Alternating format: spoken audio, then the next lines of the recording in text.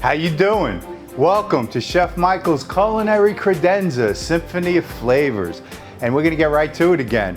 So remember, we cut the lobster, we took it out of the shell, we made a nice stock with the shells, and then we rendered the lobster meat. So we're gonna make a lobster risotto today, nice and hearty, stick to your ribs kind of meal. We're gonna get right to it, all right? So we're gonna start again. Now, many times I've cut things rustically. I'm gonna cut these a little finer because you want it to be like the size of the risotto, so when you eat it with your fork, it's all the same size. You don't have different chunks. Chunks are good for different applications, like hearty chowders and stews. So I'm just gonna cut this onion, garlic a little bit finer than I normally would for those other applications. And we gotta stick to your ribs, like I said, kind of. I'm gonna use some shallots too. Shallots, I think, to describe, are in between garlic and onion. They're classical, I like them. I'm just gonna sliver the onion because I like the onion to have a couple of different layers of flavor. You know, you get that charredness, and then you get that light mellowness if it's not cooked that much. You know, and dig it. Remember, we got the tendrils from the garlic? We're gonna use them too, and we got everybody in. Everybody in. That's gonna just add a little background flavor. You know, your guests will be like, ooh, what's that? Kind of looks like a scallion, but it tastes like garlic. What is that? Then you got a little story to tell them. You know, it's the tendril that comes out of the garlic. You know, so it's cool. So we're still in the local vibe too, because we got Valenzano Winery, their Vin Blanc, their white wine. That's gonna make an appearance as well in a risotto. So we're gonna start with our olive oil as usual because our pan is hot and it has a higher smoking point. We're gonna get our mirepoix going. Sizzle, sizzle. The symphony of flavors, it's working. I love that sound. If you could smell that onion, garlic, shallot, it's the trinity of just a beautiful essence. Excuse me, I just had a moment there, as you could see. All right, so I got my mirepoix going. All right, remember, we were talking about layers of flavor. I still got that roasted garlic. Always have roasted garlic around. If you're gonna roast it, just make a bunch of it. You know, you always have it. All right, let's not forget the center star of the show. So here's the lobster tail that we saved. I'm gonna give it a large dice, but for this time, I am gonna remove the roe, which is flavorful, but we're gonna save that for another application. I'd like to have this as a nice, clean dish. This will just kind of change the look of it. So I'm just gonna remove that real quick. And I'm gonna have nice, big chunks of it in the risotto. And I'm gonna render the claw meat as a garnish. So this is cooking down nicely.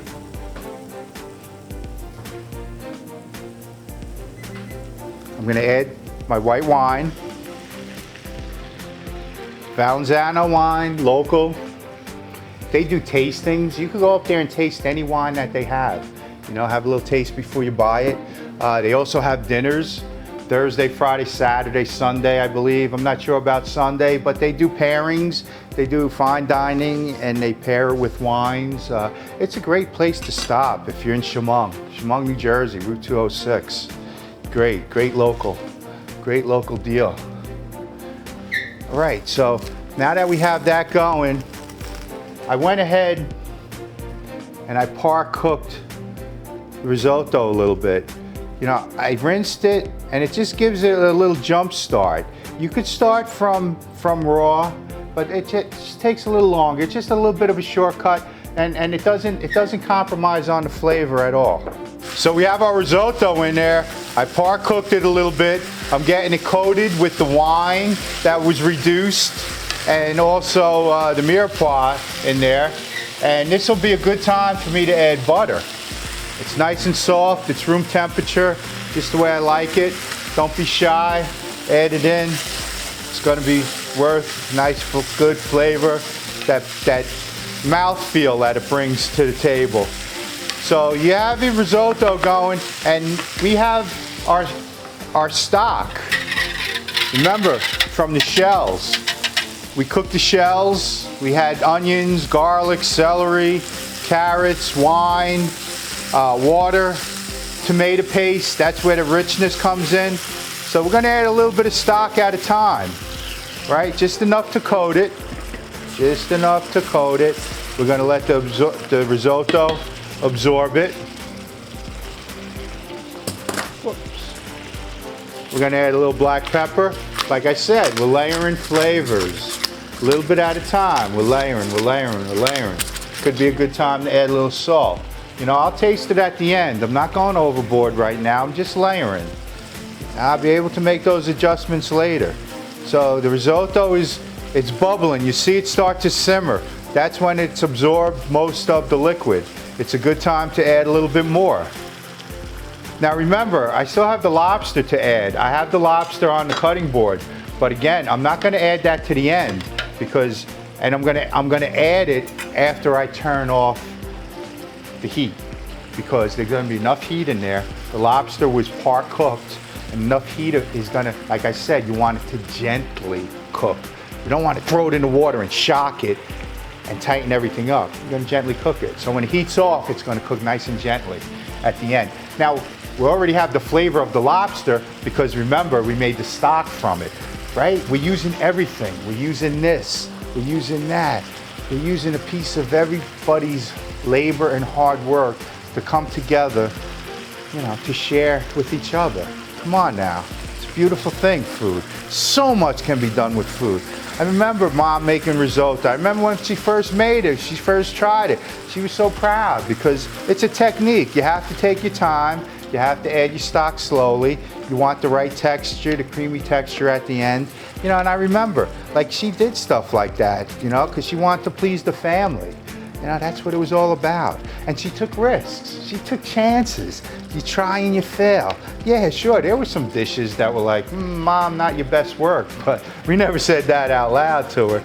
She's gonna hear it now. Sorry, Mom, but, you know, but you've done, you know, those are few and far in between. I'm getting myself into trouble now, so I'm gonna stop. All right, so now we're getting down to adding more flavor. All right, we got our zester, and we got our lemon.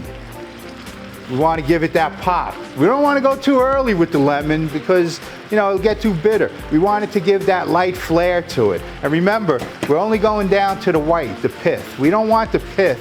That's where it gets bitter. Now we got we got some good juice in there. I'm going to add a little bit of fresh lemon juice as well, just to give it more of a pop. It's sizzling real nice. So this is a good time to add the lobster. I'm thinking that we're pretty close. Pretty close to finish. Oh, this is a great meal. It could be served as a starter. It could be served as a main course. I do something really cool. I make a orzo risotto. I cook it the same style, same way, but you're using pasta. You're using orzo pasta. You cook it little by little, you know, instead of boiling and dump it, use chicken broth, chicken stock. I add diced chicken to it.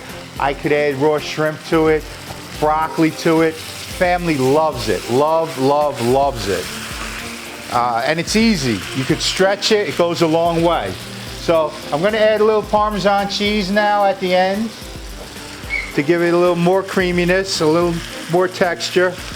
It's simmering well. I'm going to pull it from the heat just to the side because I got a good simmer. And that's what I love about cast iron. The cast iron holds the heat.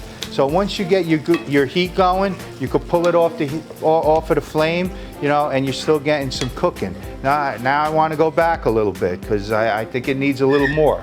It needs a little more something. You know what it needs? It needs a little bit of diced Jersey fresh tomato. Because like I said, I don't eat tomatoes except in the summertime. in Jersey. So I got them, I use them. You don't got them, you don't use them.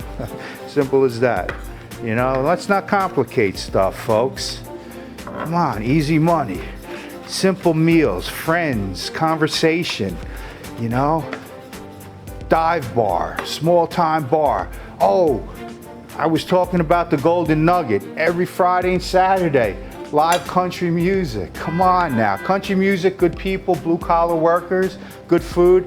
Hey, the sign says the best wings in the world. They're pretty darn good. Check them out. They're on New Freedom Road as well in Berlin. Right down the street from Stella's Farm on New Freedom Road. Then you go up about a mile and you'll find Berlin Brewing Company on the White Horse Pike. So I'm happy with this. This dish is is finished, it's simmered. I'm gonna move things aside here and we're gonna get ready to plate this up. I'm gonna get my bowl over here. Okay, I got my trusty wooden spoon, cast iron skillet. Can't go wrong, can't go wrong. Nice creamy goodness. Actually, forget about the appetizer. This has entree all over it. Clean that up. We have our claw. Needs a little green. I'm gonna go something different because the fennel is looking bright and soft. And I think that lends itself to the softness and the cleanness of this end of summer dish or any time of the year dish. And there you have it, lobster risotto.